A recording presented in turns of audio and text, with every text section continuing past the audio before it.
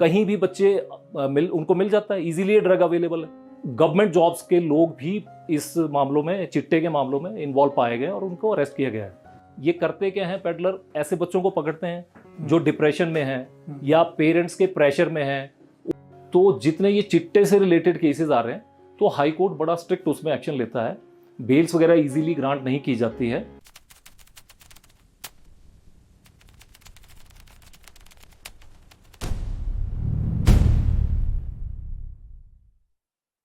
Actual में rehabilitation centre last में बच्चा पहुंचता है। पहले वो मंदिरों में जाता है, फिर हॉस्पिटलों में जाता है, फिर रिहैबिलिटेशन सेंटर में जाता है। क्यों रिहैबिलिटेशन सेंटर कई लोग भेजना शर्म समझते हैं, है ना। मेरे लिए ये मंदिर से बढ़कर जगह है, क्योंकि मैं यहाँ से ठीक हुआ हूँ।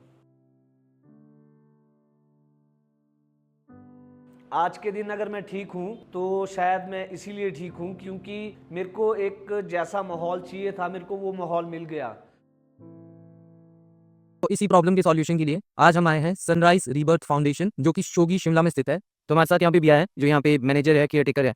तो इनके साथ थोड़ी बातचीत करेंगे इसी बारे में। ये आपका नाम जान सकता हूँ? भैया मेरा नाम कुलदीप है, मैं बेसिकली मंडी से बिलोंग करता हूँ, है ना। और यहाँ पे एज अ मैनेजर अपॉइंट हूँ, है ना। यहाँ की केयर टेकिंग, पेशेंट्स का रिक्वायरमेंट्स ध्यान रखना उनका, और ऑफिशियल जो भी काम है सब कुछ देखता हूँ। ठीक है, आप थोड़ा यहाँ के ओनर के बारे में भी बता दीजिए। यहाँ पे जो ओनर है वो आशीष सर है ना। और उनको ये रिहैब रन करते करते 12 साल हो गए, है ना। शिमला में सबसे पुराना रिहैब है। ठीक है, तो यहाँ पे आपका क्या बेसिक फ्रेमवर्क रहता है, मतलब कैसे आप लोग काम करते हैं किसी पेशेंट की लाइफ के ऊपर, मतलब उसको चेंज करने के लिए आप क्या क्या स्टेप्स लेते हैं? देखो, जैसे शुरू में, है ना, पेशेंट आता है तो उसको पहले तो डिटॉक्सिफिकेशन में डालते हैं ना। तो शुरू में उसको मतलब मेडिकेशन पे रखा जाता है, जितने मतलब डॉक्टर प्रिस्क्राइब करता है, हमारा साइकेट्रिस्ट आता है ना, विजिट करता है। तो वो जो प्रिस्क्राइब करेगा 8-10 दिन जितने भी जो दवाइयाँ होती हैं वो खिलाई जाती है। तो उस दौरान जो पेशेंट के साथ है एक अटेंडेंट 24 घंटे रखा जाता है ना, जो उसकी टेक केयर करता है। उसको खाना भी वो बेड पे ला के देता है ना। तो मतलब एक जो जैसे बच्चे को आप संभालते हैं ना, बस उसी तरह से उसकी टेक केयर की जाती है ना। उसको बाथरूम जाना तो उसको पकड़ के लेके जाएगा, है ना। उसको ब्रश करवाना, उसको ब्रश भी उसके हाथ में लेके देगा, मतलब पूरी तरह से वो सब कुछ सारे काम वही करेगा, वो अटेंडेंट ही करेगा।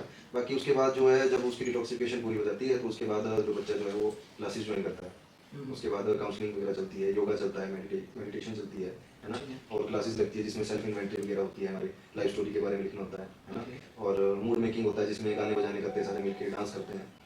जी जी। तो आप यहाँ पे जो आते हैं हमारे पेशेंट्स या जो भी फेलो बीइंग्स आते हैं, आप उनके साथ मतलब उनकी मॉनिटरिंग कैसे करते हैं, क्योंकि वो इतने सारे लोग हैं तो एक साथ आपको उनको मॉनिटर करने में काफी दिक्कत रहती होगी? दिक्कत वाली बात भी नहीं भैया, वैसे एट अ टाइम कैमरे पे हमें से कोई ना कोई बैठा ही होता है उनके ऊपर, मतलब 24 आवर्स नजर रहती है।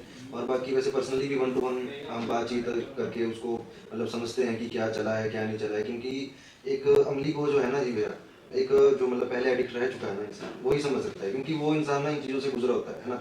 तो हमने भी वो चीज़ें फेस की हुई है, हम भी उन चीज़ों से बाहर निकले हैं। तो उनको हमसे ज़्यादा अच्छे से कोई नहीं समझ सकता, इवन उनके माँ बाप भी उनको नहीं समझ सकते कि वो क्या फील कर रहे हैं, है ना। तो उनको 1 to 1 में हम बात करते हैं, समझते हैं, उनको बताते हैं।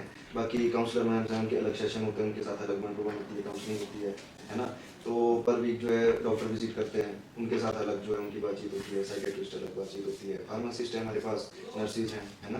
तो हर एक चीज़ का प्रॉपर एक वो है। बाकी आप नीचे जो स्क्रॉल हो रहे हैं नंबर, उन पे सनराइज रीबर्थ के मैनेजमेंट से बात कर सकते हैं, आप बीए से गेट इन टच कर सकते हैं। देखो, 2 टाइप की पर्सनैलिटियाँ होती है।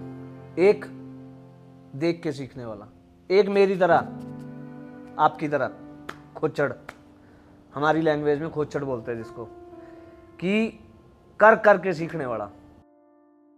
अपना मकसद याद करो, क्या क्या अस्त व्यवस्था फैला के आए हो, क्यों जरूरत पड़ी आपको यहाँ भेजने की। जो कमियां जो आपको पता है वो मैं नहीं बताऊंगा, आपको पता है वो चीजें, क्या चीजें आप करके आए हैं, कहां से आपने ठीक करनी है, कहां से आपने शुरुआत करनी है। मैं उसकी मदद कर सकता हूं जो अपनी मदद करने का इच्छुक हो।